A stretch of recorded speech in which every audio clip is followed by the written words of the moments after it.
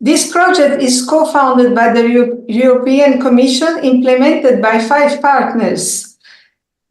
4 from Italy, Spain, Belgium, and Portugal, and 5 from African countries: Burundi, Kenya, Congo, Democratic Republic of Congo, Uganda, and Ivory Coast. So the network is committed to promote young people and youth workers exchanges, reinforce the transnational cooperation among social organizations from Africa and Europe, their social impact and sustainability with a youth-oriented approach. The training about social impact evaluation is one of the activities in this sense. And to lead us in this journey, we have with us Giuseppe Pellegrino, PhD in sociology, teacher in innovation, technology, and society at the University of Trento. He's president of Observa Science in Society, a founding member of the Italian Association for Social Studies in Science and Technology. So, now I give the floor to Giuseppe and welcome each one of you again. Thank you. Thank you. Welcome to everyone. Good morning, good afternoon. It depends by the views. And of course, thank you, Corinne, for the organization. Would you leave me the opportunity to share the screen, please? And yes. I'm going to propose this first lesson on evaluation. The main purpose of this lesson is to have a sort of a knowledge of general issues regarding evaluation, and in the meanwhile, the opportunity to give you some ideas on how it's possible to design a process of evaluation regarding your activities in general. This is not an academic lesson. It's, I can say, a training for practitioners, for people who want to have a sort of a big picture of the evaluation and trying to go in depth in their activities in order to understand how it's possible to evaluate these kind of activities. So I'm going to share the presentation here. But there are, if someone can, okay. Very well done. I think here we have many interesting thoughts regarding evaluation. And I believe during this lesson, we can try to touch many of these insights. As you can see, we can find here, for example, something regarding the what to evaluate. And another interesting point is the timeline, when try to evaluate, since the beginning, in the middle of an activity, at the end. And also another interesting thing in this, your consideration, is the matter of purposes. Why it's possible to do evaluation in order to have a control or an act of judging, as mentioned by one of you, or the idea to have a revision or verify results. In another terms, another one said it's possible to look at the impact on some beneficiaries. So I think many interesting things that we are going to touch during the presentation, and then, of course, in the work group at the end of this lesson. And thanks for your cooperation. Now we are going ahead, but these interesting proposals we will take into account for our discussion. And so I'm going to go ahead in my presentation. So here we are. So if you're talking about evaluation, we can say that there are many definitions. I can say that some definitions are a little bit so academic, but would be useful to make this sort of common understanding and common brainstorming on the term evaluation. So, for example, this is very famous scholars on evaluation who was Patton, and so he said that the utilization focused program evaluation is done usually for and with specific intended primary users for intending uses. There are some users that could be you, for example, in a specific activity or a program to be at stake in the idea and the activity of the evaluation.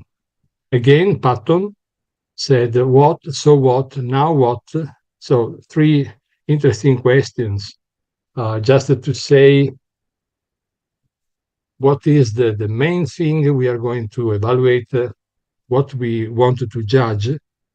And in a simplest form, we can say evaluation is a sort of a shortened version of the main questions regarding evaluation. In the end, evaluation is a sort of a judgment on an activity, a process, a result, or an outcome. And so there is also in these three questions the idea that an evaluator usually has to work with beneficiaries, with people involved in an activity.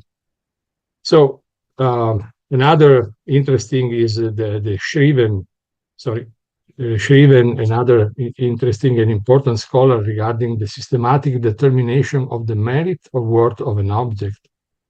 How it's possible to say that an object, an activity is good for our purposes or not.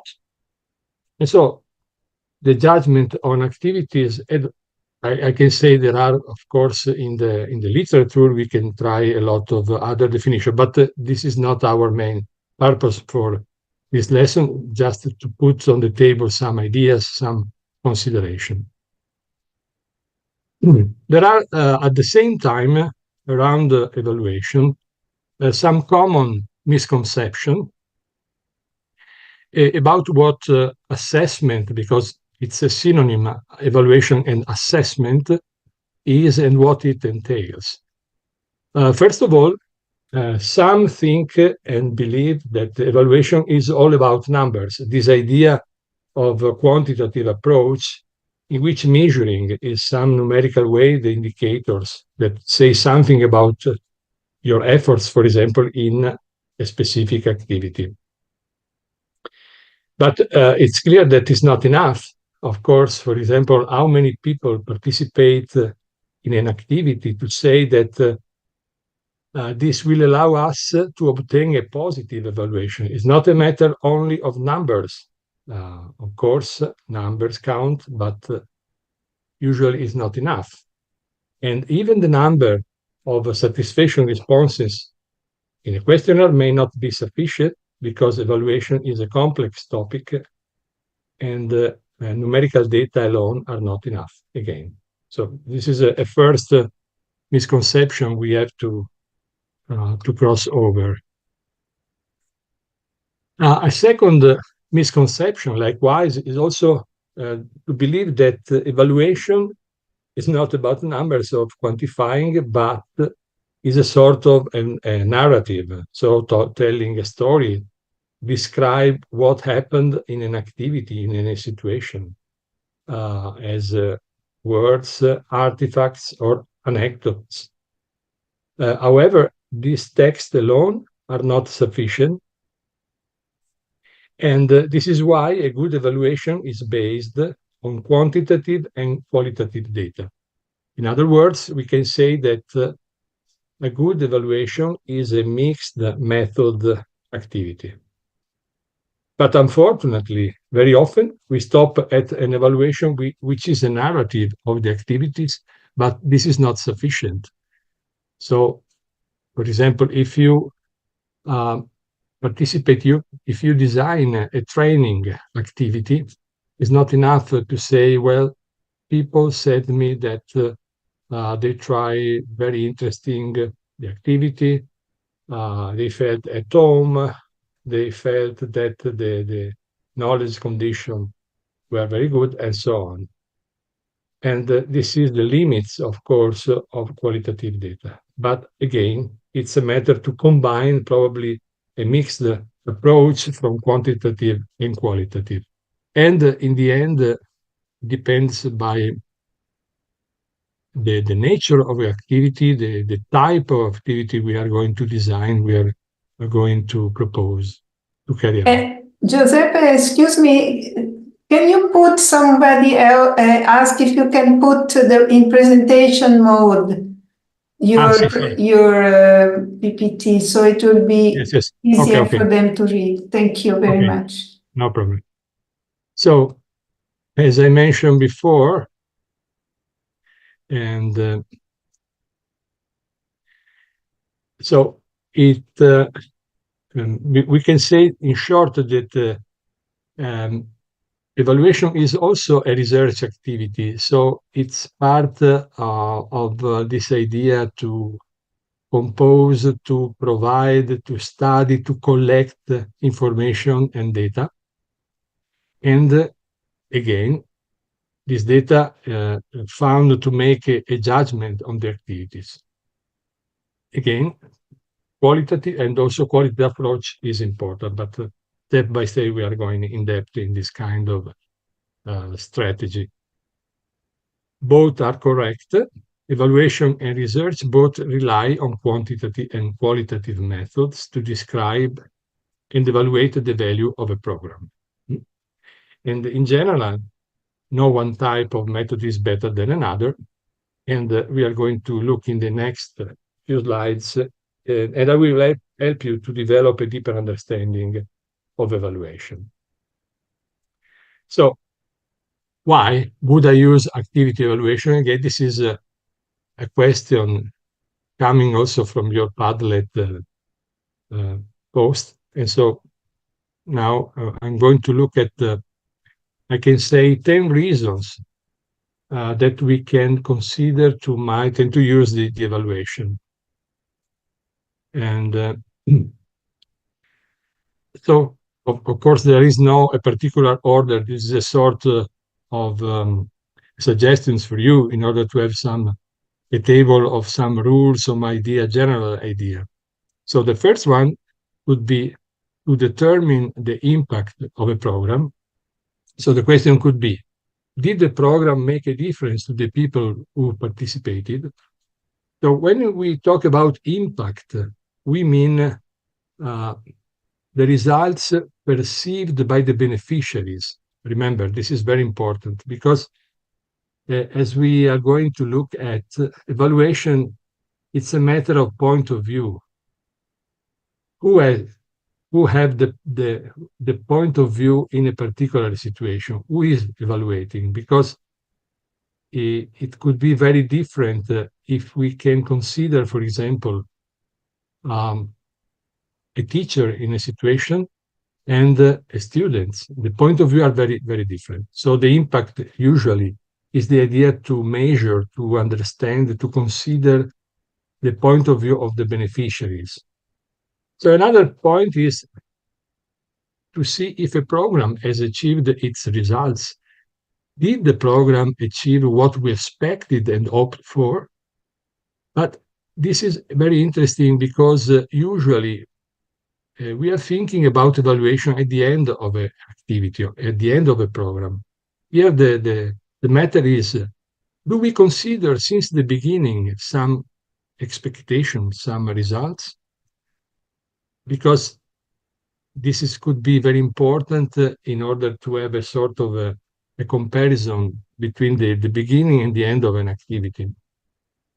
But if not, what other things have been accomplished For example, things we didn't even foresee, because it's impossible in a project to have all things in hand and to determine all the results. And of course, we are looking for in the next slide at the outcomes, which is another relevant point. So another important thing is to make informed decision.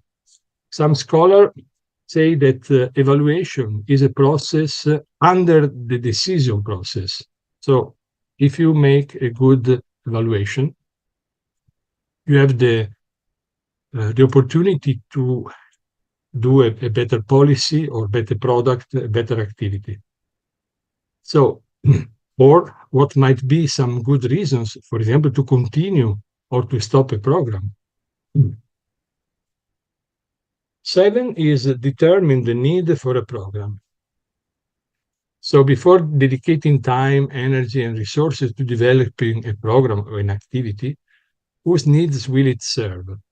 So if we are in a context, for example, in an agricultural context, in a project of capacity building, whose needs will it serve, this kind of program, this kind of activity? How significant are these needs, for example, for the beneficiaries?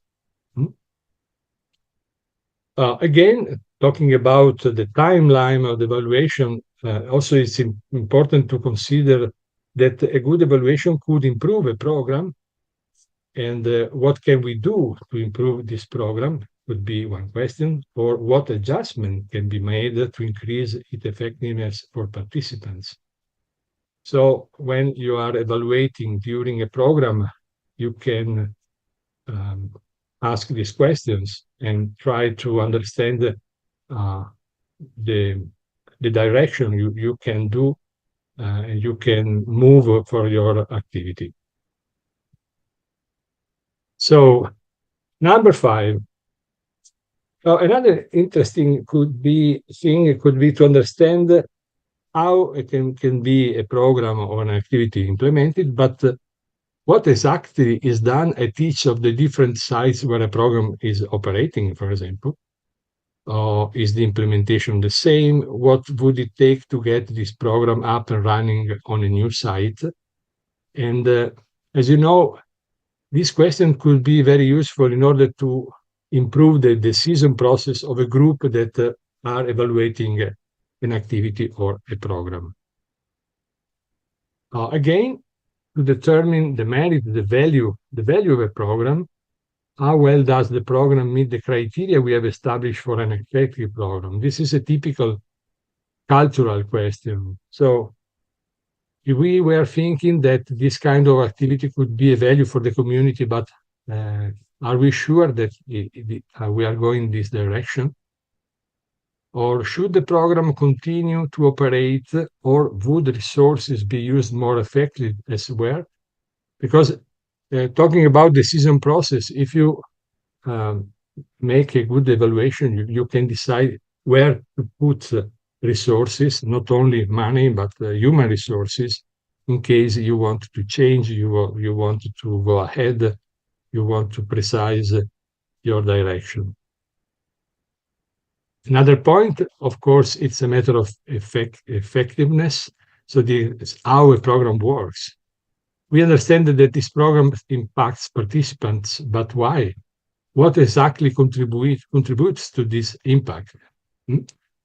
And again, here, I mean for impact, this value perceived by the beneficiaries, not only by the operators or the practitioner involved in the activity.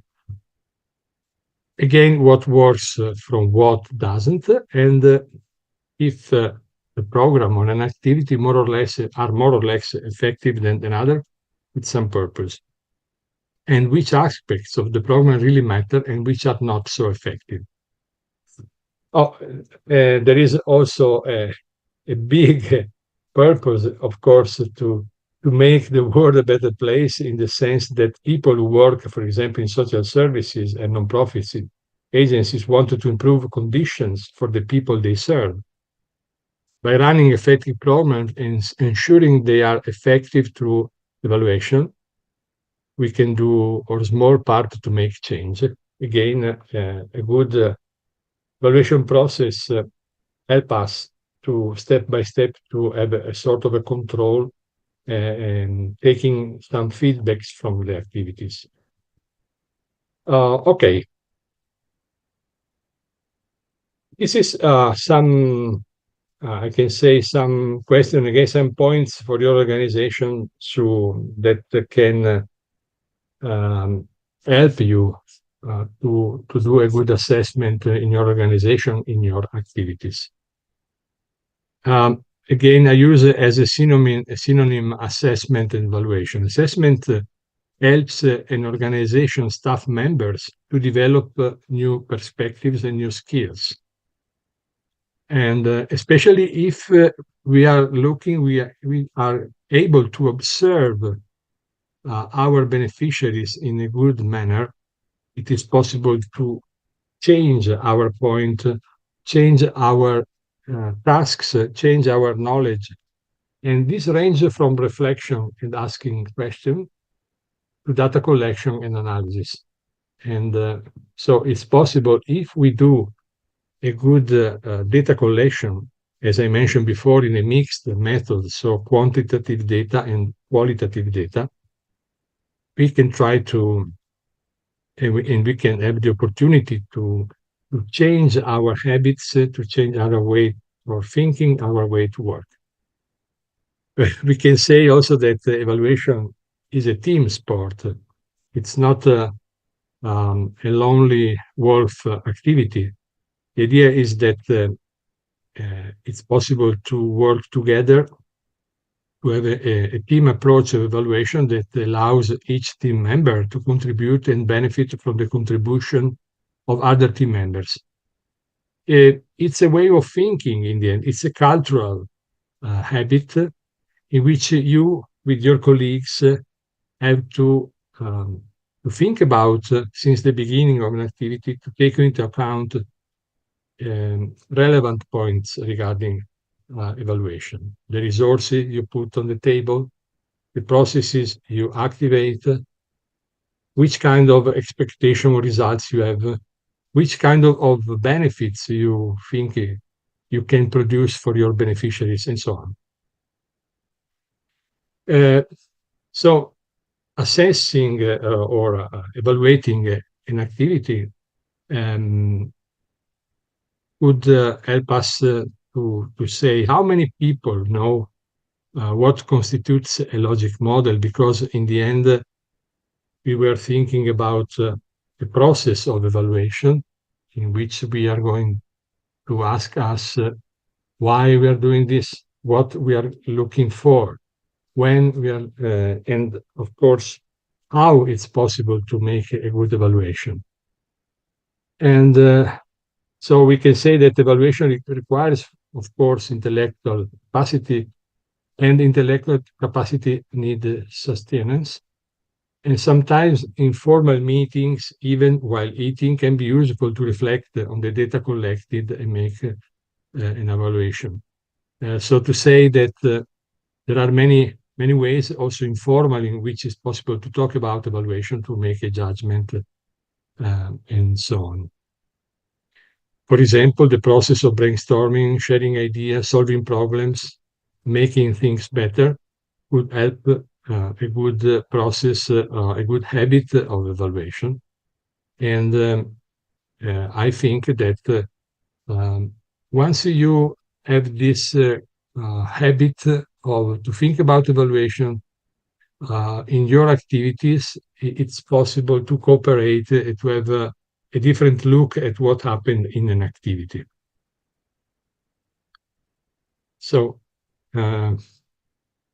what evaluation is and what you and your organization get from evaluation depend basically from the purpose you establish for the evaluation. So, why we are doing this evaluation, what we want to know, what we want to decide on a specific activity, Another relevant point is the context in which we are operating, because so if you are in a very formal context, for example, a school, an hospital, a company, this is a matter of evaluation. But if you are in an informal situation, in a rural area, or in a square, or during an open day in a museum, for example, or in a research laboratory, different condition, and of course, different research questions. And I can say that in general, there are kind of evaluation purposes. And there are several primary purposes that have been identified. And traditionally, goals have focused on two main ideas. Again, this is Shriven as a very relevant scholars in evaluation studies. Evaluation has one goal and many roles.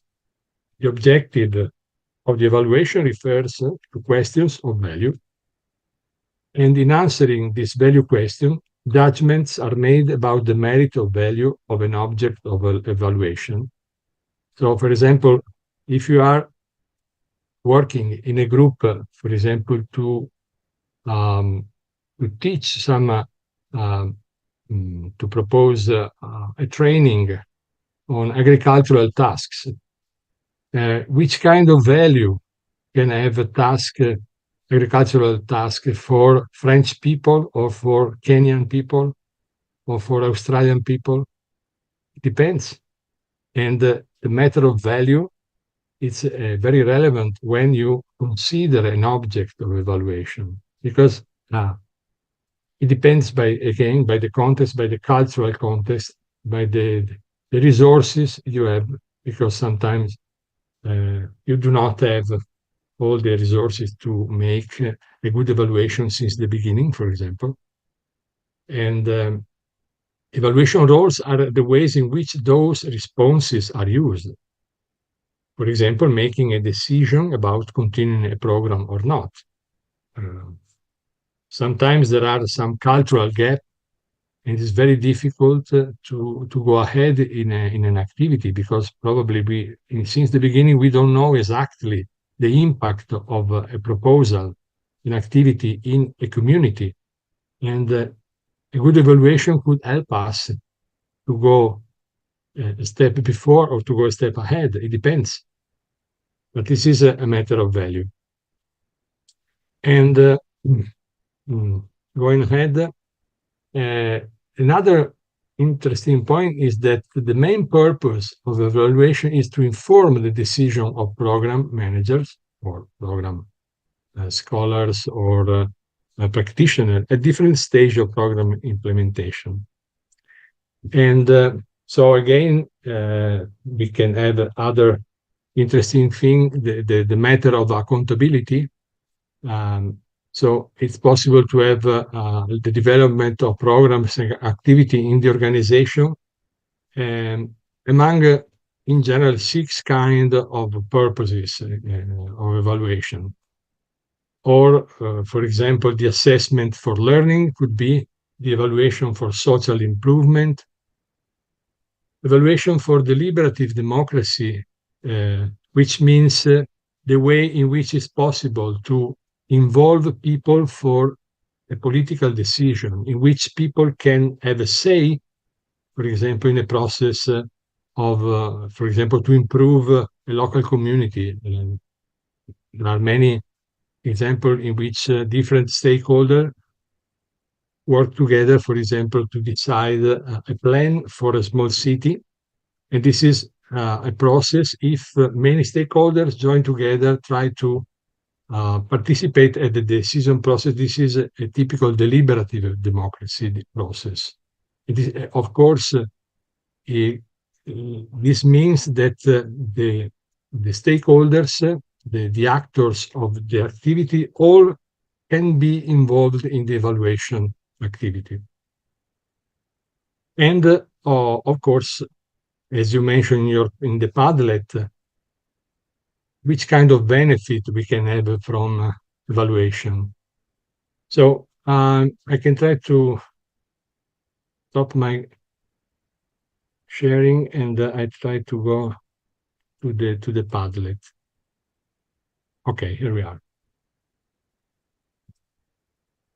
So in this Padlet, we can find some ideas regarding the question: how can the evaluation, how the evaluation can benefit our program, our activity? So, for example, I take this one: assessment on progress of activities if they are in line with the goals and if the resources are utilized effectively toward the goals. This is this idea that the effectiveness of an activity is at stake in this kind of proposal, in this kind of evaluation. Or, for example, find the results and verifiable.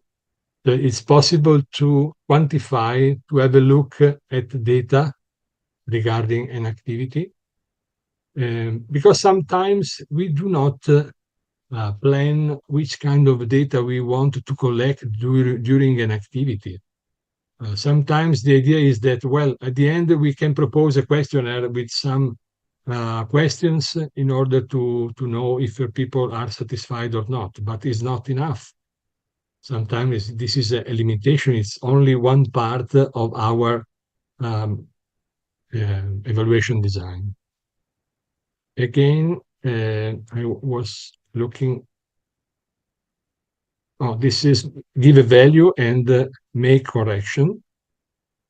Again, we was thinking about the value of an activity and the value perceived by the beneficiaries or by the practitioner that proposed, that carrying out the activity. So looking again at our presentation, let me share again.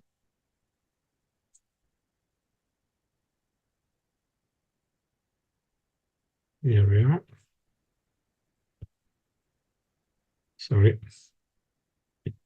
Now we are going to go to a practical indication. How can I begin to use evaluation? And so it's possible to start with some general but very important questions. What do you want to know about your activity? Few questions, but very clear. I want to know the satisfaction of the beneficiaries. I want to know if I'm effective and efficient in the use of resources. I want to know if there is a common understanding of the activity, if people, the beneficiaries, are involved or not. And other questions: how does your activity work? What opportunities do you have to expand your activity to serve others in this idea of the improvement of the activities? Or to what degree do the resources and activities meet the needs of stakeholders? Because the matter of efficiency is this idea to use in a correct way the resources I have, and usually resources are limited. So you cannot imagine to have big purposes with few resources. This is a set of questions you can put on the table, you can use. So let me now. Of course, if you want to answer these questions, you have to try to do a systematic collection and analysis of data. So you can use a qualitative measure or quantitative measure. Very simply, of course, if you use, for example, a questionnaire is a typically quantitative technique that reduce the complexity and try to have give us some general idea, but numbers are not enough. And in some cases could be very useful to, for example, talk with the people, with the beneficiary, trying to understand what happened during the activity. And this is a typical qualitative method from the voice of the participant, the idea to know what happened. So I try to go a little bit faster because I'm over the time. So let me check a little bit once again. So, okay, here we are.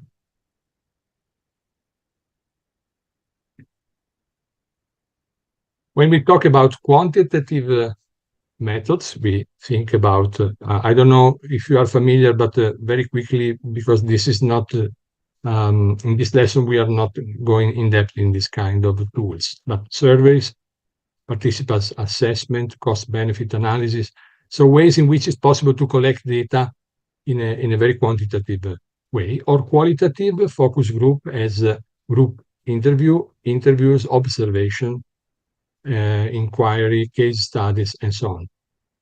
It depends by the activity because, of course, sometimes a qualitative technique could be very useful in order to understand what is impossible to collect with some numbers or data. And so these are more or less two big families of methods.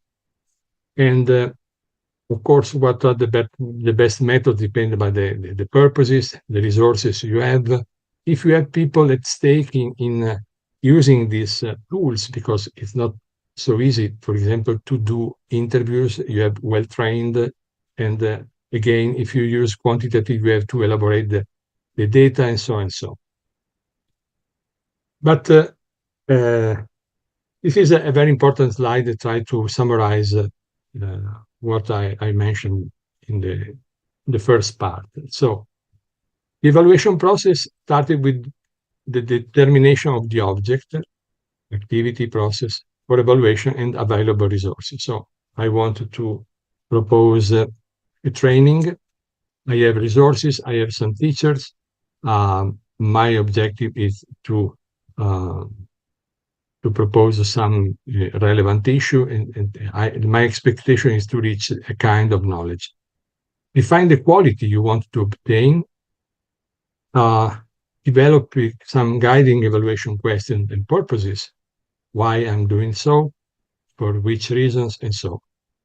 And try to understand which kind of tool I can use in my activity. Again, if you have a situation very well, I can say not formal situation, probably it's easier to use qualitative methods in order to collect not number, but texts. This is the main division, because numbers are not text, and vice versa. So once you collect the data, you can implement the evaluation, which means you can have a sort of a report of your data, collect information, analyze the information, and in the end, trying to interpret the findings. Because it doesn't mean that, for example, you have a big number of participants, it doesn't mean that the activity is a good activity. You can, in a second phase, after the analysis, to look at some problems, and you can say, well, we fail for our evaluation. It's not a good activity. And finally, of course, a report. I also try to emphasize these four phases of evaluation. The first one is the input. So to consider, when you look at an evaluation, the input phase is to consider very well the resources you put in the activity. But there are also the process, so the different activities, the different part, and this is a different way to look at. Once you look at the process, you look at the activity. And in the activity, you can collect the data information also in a quantitative or qualitative way, but it's a specific phase of the evaluation activity. The third one is the output phase, which means results phase. When I talk about results, I mean what I think as the organizer of an activity, what I think it's a result. For example, if I decided to have 10 people in my training lesson, okay, this is a result. But this is the point of view of the organizer. When I talk about outcomes, this is a different point of view. These are the effects on beneficiaries. And so it's logical to think that output and outcomes can be in a contradiction. So from one side, I can say, well, as my result, I can have a very good result, a very good evaluation because I propose the activity, I have the number, and so and so. But at the same time, I could be, I could try, for example, not a good satisfaction of the activities, and this is the outcomes approach. The idea is that beneficiaries do not think that the activity was so good. And so you can say that there is this sort of misunderstanding of this gap between the output and the outcomes. This is the reason why I propose you to think about your activity evaluation, to look at these 4 different phases that, of course, they are overlapped from one side, but if you consider them in different way, you can have an effective evaluation. Sorry again for the timing. Was over. This has also another simple table in order to summarize the main points of an evaluation design. From one side, there are actors who are looking and are going to do the evaluation, decision makers, people, beneficiary. Remember that in many situations, you can involve in the evaluation the beneficiaries and not only the decision makers, the operators, and so on. So the means, so how, the resources you have, knowledge, technique, methodologies. The phases, as I mentioned before, when you do the evaluation, you can have an evaluation ex ante. This could be, in my mind, the best way to do an evaluation design, to start since the beginning to think at evaluation. What are the purposes? What we are expecting for? Which kind of people are involving? How many? Which kind of a satisfaction we are looking for of our activity, and so and so. There is also an itinerary evaluation and ex post evaluation. From a research point of view, usually it's possible to use a sort of experimental design from ex ante and ex post evaluation in order to consider which kind of changing since the beginning to the end we can find in our evaluation.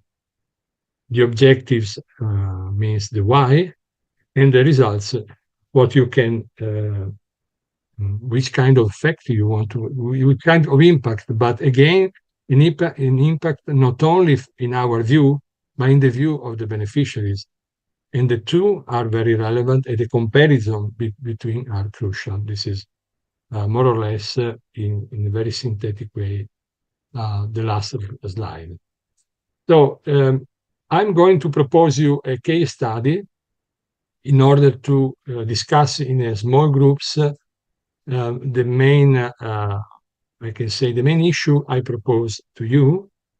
And the idea is to try to I can say, have a small design of evaluation of this case I propose you. Okay. The case is as follows. A group of family in a rural area decided to start a primary school for children aged 5 to 10. It's a small community, we can say. There are 100 children of 30 families. And an adult from the community provides a space where lessons can be held. There is a resources, a small school. In the village, there are 3 trained teachers who can start the activity. So the families decided to organize a meeting to decide all the activities to be carried out, and also how they intend to evaluate this initiative over time. So it's a sort of a community project in which there are different stakeholders, different beneficiaries, and they are at stake. Again, as I mentioned before, here it's a matter of choice. You can choose to involve in the evaluation only the teacher, or you can choose to involve only the teacher and the families. It's a matter of choice and the purposes you have. So the evaluation design could solve this kind of question. What do you want to evaluate? Who are the actors involved in the evaluation? Again, it's a matter of choice. Which purposes? And who are the stakeholders? Here, this is a typical community situation. Who will conduct the evaluation?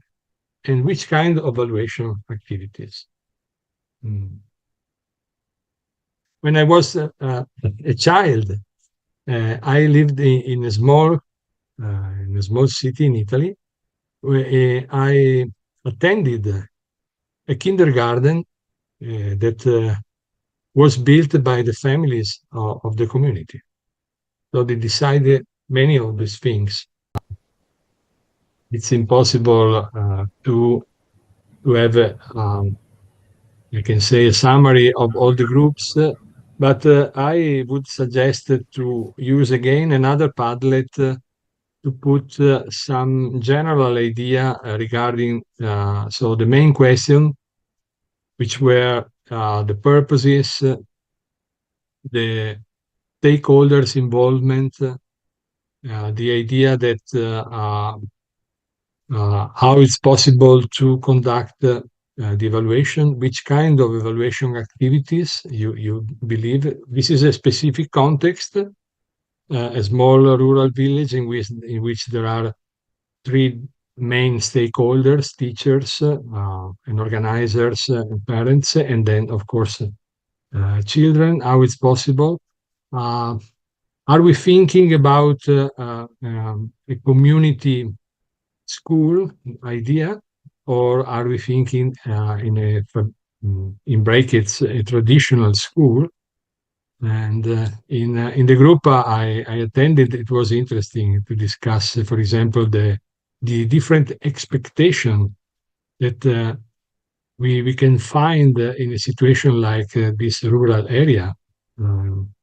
Because from one side, we can have this idea of the school as the place of learning, but sometimes for parents could be the place for socialization. There are cases in which the school is not only the knowledge place, but it's a place for staying together to play. It depends by the context in which we are. I was mentioning a project in Kenya in which the main role of the school was to give the children one meal a day. And this is a completely different situation. And so the problem is sometimes the mismatch between the actors in the expectation, because if you do not have a good match since the beginning, probably in the end, when you will realize that the evaluation, you could have a big mismatch. But this is just to mention an extreme case. But so I don't know if you had the opportunity to propose some idea in the Padlet, if the Padlet is working or not, or as I give you 2-3 minutes and then we can join some consideration, trying to take into account the main questions I propose for the case study and the work group. Raise your hand if you want, or if you are exhausted, it means that we are going to the end. But 1-2 minutes, it's possible. Maybe a question on who is conducting the evaluation. If if we are taking our example or an example of social project in the Focolare movement, We don't are very used to ask for external evaluation, and I think it would be very good to have another point of view and not just be partial. Yes. And so what is there for us to help us to do a good evaluation of our projects? Thank you. This is a very good question. Of course, if you have the resources, the opportunity to have an external evaluation, this is a very relevant point, given that an external view, we say in general in the research, they say the foreign view is very important. It's a third party observation. It depends by the resources, because sometimes it's not possible. And you mentioned in the Padlet something about the external evaluation for this kind of situation could be a very good option. But in the case you do not have, you have to consider very well the main question regarding the purpose and try to design, as we are looking for the next time, a process of an effective evaluation, also as an internal evaluation. But in general, of course, if you have an external, for example, also in this project, the European project require always external evaluation, because an evaluator could be free in the judgment, have a different point of view, could provide insights, and so, as you know, when you are in the situation, probably you do not, as the fish in the bowl, you cannot look as an external view, and this is, of course, sometimes a problem. It's a limit in your capacity of judgment.